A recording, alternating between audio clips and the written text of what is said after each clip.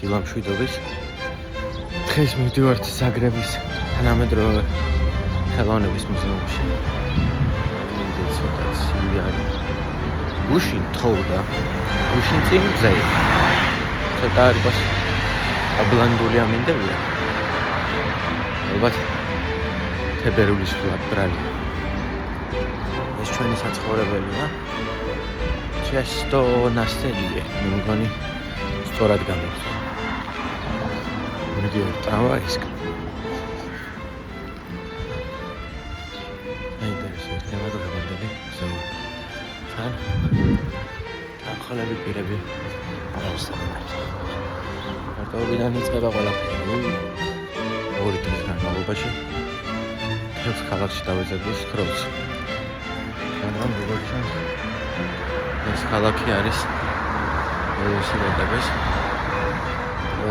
დაქირავება შეგვიძლია და ქალაქის ირგვლივ მოგზაურობა. ველობილიკებიც მოწყობილია. მოვედით გაჩერებაზე. ძალიან დიდი იმედი მაქვს, ტაბლოს დავინახავ სადღა. აშკარად არ ჩანს. აკეთეთ. არ არის. ველოდებით რომელ ნომერს? არც მახსოვს შევხედავ და იმედი მაქვს არ დავუკავებთ. შევიდით. შევიდით და მივართებით პირდაპირ.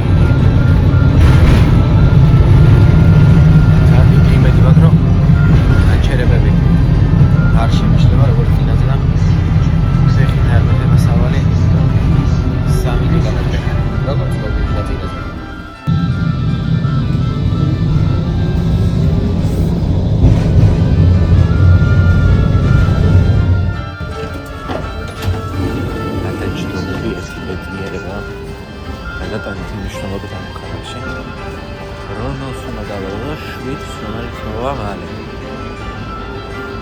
ალბათ არ უნდა დავებადო იმედი მაქვს.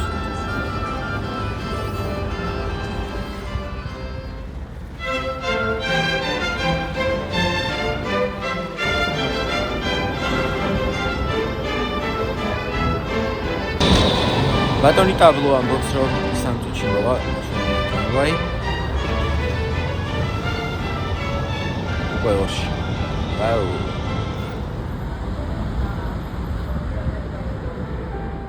აი სიც მეგობრებო 7 ნომერი. ამოვედით 7 ნომერში და სადღაც 4 თუ 5 გაჩერება. ზაგრების თანამედროვე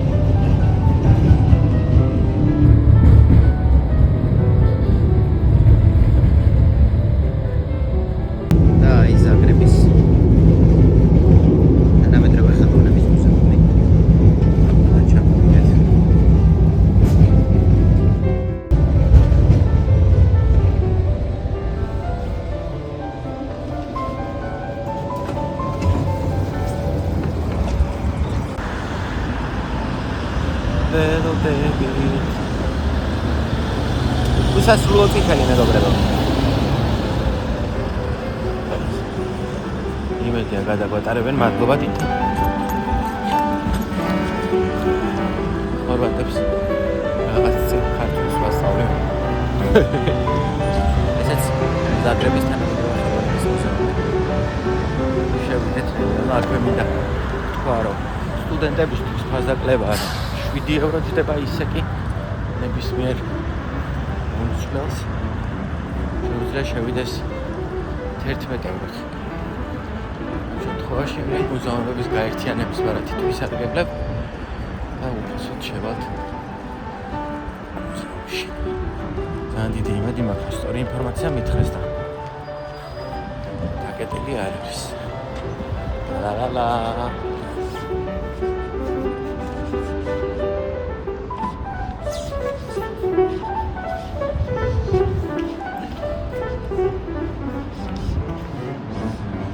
ერთი პატარა სასაცილო ამბავი ამასობაში.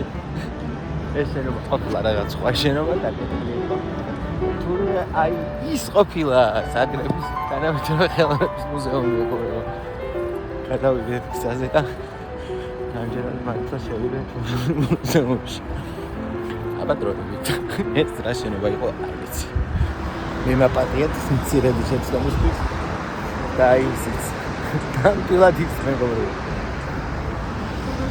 თელის ამბითრო მედიხარ კარს ეჯაჯგურები და მოჩენ რომ სხვაგან ხარ რაღაც არ შეგრძნება. ის შენობა ყოფილა ფინანსური სააგენტო. ეშკარა დაასწორად გასპოსო ვარ. ველოდებით მწვანეს. აი ისიც. მოვედით. რამ შესასვლელი სად არის არ ვიცით. რამ გავარკვევთ რამდენიმე წუთში. In which o'clock will be open? 11. Thank you. 11 საათამდე ყურყუდი ვის მოუწევსო? მადლობა ოპერატორს, რომელმაც დამაკვალია და მითხრა, რომ 9-ზე უნდა მოსულიყავი. ქართული პუნქტუალურობა თუ არსებობს ზედამიწაზე. აი, ველოდებით 11-მდე.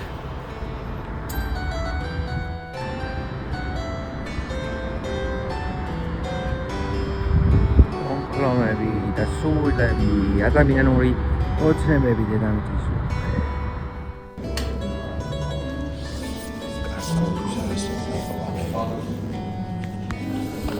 სად მოვიდით, არ ვიცით, ველოდებით 11 საათს შევიდეთ მუზეუმში.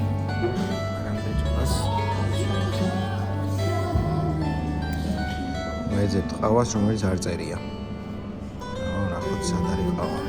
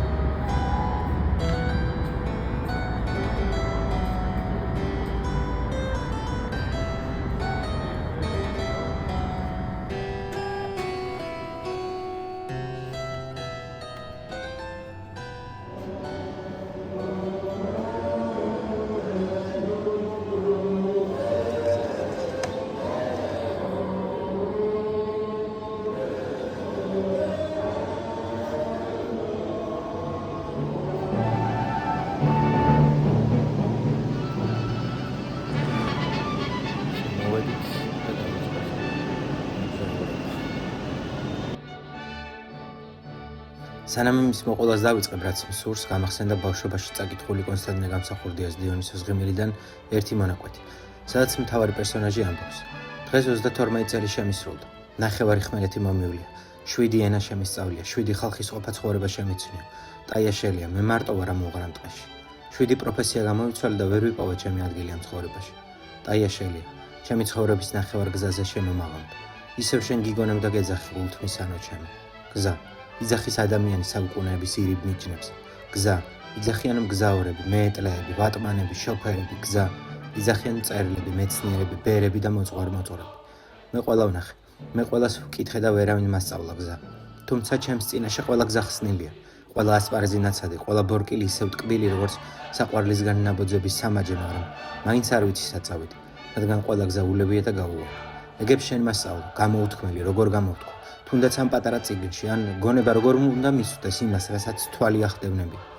ეს ტექსტი ბავშვობაში უბრალოდ ლამაზი ჩანდა. ახლა სიშორში სხვა ქვეყანაში ის სხვაგვარად მესვის. გზის ძიება არ არის მხოლოდ პროფესიის ან ადგილის პოვნა. ეს არის საკუთარში გამოცნაურება, საკუთარი პასუხისმგებლობის გაცნობიერება. სამშობლოდან წასვლა თითქოს გარემოძრაობაა, მაგრამ ის სინამდვილეში შინაგანი გადაადგილებაა. როცა ტოვებ ნაცნობ სივრცეს, შენში სხვადასხვა კითხვები იბადება. ვინ ხარ გარემოს გარეშე? რას წარმოადგენ მაშინ, როცა ქუჩებში შენი ენა იშვიათად გესმის? რა რჩება შენში უცვლელი? სიშორე ზუსტ ხედვას აჩენს. აქ ყოველდღიურობაში იგრძნობა შრომის კულტურა, სიზუსტე, დროის პატივისცემა, სივრცის მოვლა. ეს არ არის იდეალიზაცია, ეს არის დაკვირვება. ადამიანები თითქოს ნაკლებად მეტყველებენ და მეტად აკეთებენ საქმეს და ეს მოქმედებს ქალაქის სიზუსტესა და სიმშვიდეში სუნთქავს. ამ გარემოში უფრო მკაფიოდ ხვდები, რომ შრომა მხოლოდ პირადი წინსვლის ინსტრუმენტი არ არის. შრომა სოციალური ენერგია. როცა ადამიანი თავის საქმეს კეთილსინდისიერად აკეთებს, ის ქმნის სივრცეს, სადაც სხვაც თავისუფლად მუშაობს, ფიქრობს, ქმნის. ერთი ადამიანის სიზუსტე შეიძლება 10 ადამიანის სიმშვიდედ გადაიქცეს. დღეს თანამედროვე ხელოვნების მუზეუმში შევდივარ. ხელოვნება აქ არ არის დეკორაცია. ის არის შეკითხვა, ვინ ხარ? რას ტოვებ შენ შემდეგ? თითოეულ ინსტალაციაში, თითოეულ ფორმაში იგრძნობა ვიღაცის პირადი ბრძოლა, ეჭვი, გამბედაობა. ხელოვნება მახსენებს, რომ ადამიანი მაშინ ცოცხლობს სრულად, როცა ქმნის, თუნდაც მცირე მასშტაბით, თუნდაც შუმად. სიშორიდან დანახული სამშობლო აღარ არის მხოლოდ ემოცია. ის ხდება პასუხისმგებლობა. იქიდან წამოღებული სითბო და ქაოსი, აქ ნანახი წესრიგი და სტრუქტურა. ეს ყველაფერი შეიძლება დიალოგად იქცეს. არჩევანი ჩვენზე. ვიქნებით მაყურებლები თუ მონაწილეები. მე არ მჯერა შემთხვევითი წარმატების. მჯერა დაგროვილი ძალისხმევის. მჯერა რომ ყოველდღიური უხმო შრომა ნელ-ნელა აყალიბებს გარემოს და თუ სხვაგან შესაძლებელია მოწესრიგებული, შემოქმედებითი სიცოცხლის მოყვარე საზოგადოება შეიქმნას, ეს ნიშნავს, რომ შესაძლებელია ჩვენშიც, ჩვენთანაც. იმ შემთხვევაში თუ თითოეული ადამიანი საკუთარ წილ პასუხისმგებლობას აიღებს, გამსახურდა ეს პერსონაჟი გზას ეძებდა, ალბათ გზა გარედან არ მოდის. ის ყალიბდება ნაბიჯებით, პატარა, მაგრამ თანმიმდევრული ნაბიჯებით.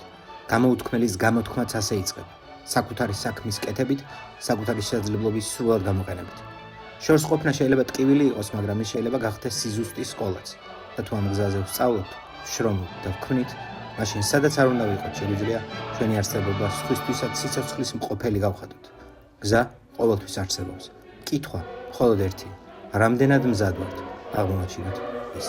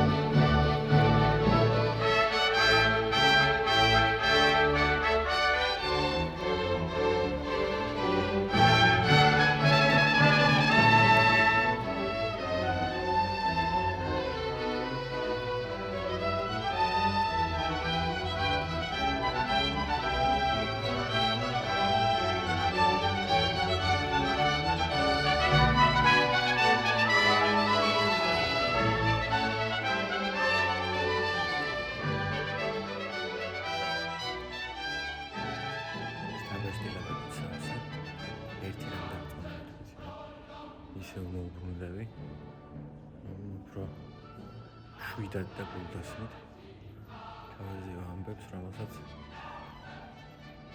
ბოლო არ აქვს. են რაოდენობა ამბებს. იგვილებს, სიხარულებს და ასე შემდეგ. აღმოჩნდებით ზაგრებში. გირჩევთ აუცილებლად რომ მოხვიდეთ საოცარ მუზეუმში.